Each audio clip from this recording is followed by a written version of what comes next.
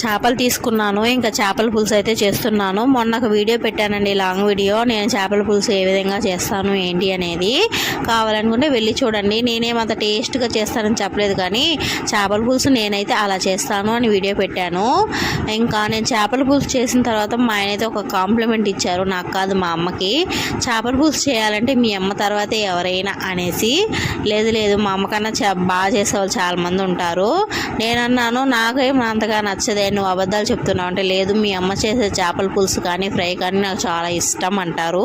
ఎందుకంటే నాకు కానీ వాళ్ళ అమ్మకి కానీ సరిగా రాదు, అందువల్ల ఆయనకి అలాంటి ఫీలింగ్ వస్తుందో ఏమో తెలియదు, కానీ నాకైతే మా అమ్మ చేసేవి నచ్చుతాయి, కానీ అంత పెద్దగా అనిపించదు.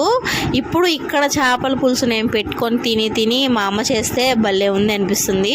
బహుశా అలానేమో మా ఆయనకు కూడా. మా అమ్మ రొయ్యలు వంకాయ వేసి చేస్తుంది, భలే ఉంటుందండి, సూపర్ టేస్ట్గా ఉంటుంది. మా అమ్మ కొన్ని రకాల వంటకాలు సూపర్ చేస్తుంది. ఇప్పుడైతే చాలా బాగా ఇంప్రూవ్మెంట్ అయ్యింది. నాకు మ్యారేజ్ అవ్వకముందు అంతగా బాగా చేసేది కాదు, అంటే పనిలో హడావిడి ఏదో చేసేసి వెళ్ళిపోతుంది. ఇప్పుడు టేస్ట్గా అయితే చేస్తుంది అండి. ఇంకా విషయానికి వస్తే చేపలు అనేవి తీసుకున్నాను. ఒక 6-7 ముక్కలు పులుసు చేశాను, 4 ముక్కలు మాత్రం ఫ్రై చేశాను. చేపల కూర ఎలా చేయాలో అందరికీ తెలుసు కదండి. నాకేమో పులుపుగా తినాలని ఆశ, మా ఆయనకేమో చప్పగా తినాలని కోరిక. చప్పగా అంటే పుల్లగా ఉండకూడదు, కానీ టేస్ట్గా ఉండాలంటారు. మరి ఎలా పుల్లగా ఉండకూడదు టేస్ట్గా ఉండాలంటే నాకైతే రాదని చెప్తాను. పుల్లగానే చేస్తాను, తింటే తినండి, తినకపోతే ఉండండి అని ఒక డైలాగ్ కొడతాను అనమాట. ఫ్రై అయితే ఉప్పు పసుపు పొడి మిరప్పొడి వేసుకొని ఫ్రై అయితే చేసేసుకున్నాను. నేను నానబెట్టలేదు, ఊరబెట్టలేదు, ఏం చేయలేదు, కలుపుకున్నాను, ఫ్రై చేసేసాను. ఇంకా విషయం ఏంటంటే, ఫ్లూ వచ్చింది కదండి, బర్డ్ ఫ్లూ, వైరస్లు ఈ ఎండాకాలంలో చాలా అటాక్ అవుతాయి. కొంచెం జాగ్రత్తగా ఉండండి.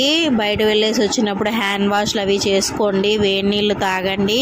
పిల్లలు ఉన్న వాళ్ళ ఇంట్లో చాలా జాగ్రత్తగా ఉండండి. చిన్న పిల్లల్ని ఎత్తుకునేటప్పుడు చేతులు కడుక్కోండి శుభ్రంగా.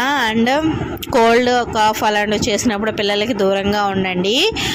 మాస్కులు వేసుకోండి.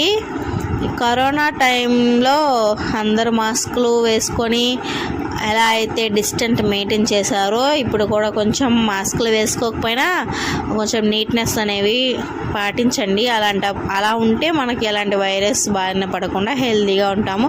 అలాగే బయట నుంచి ఏమైనా తెచ్చుకున్నప్పుడు బాగా కడుక్కొని, అంటే కాయగూరలు అవన్నీ బాగా వాష్ చేసుకొని తినండి.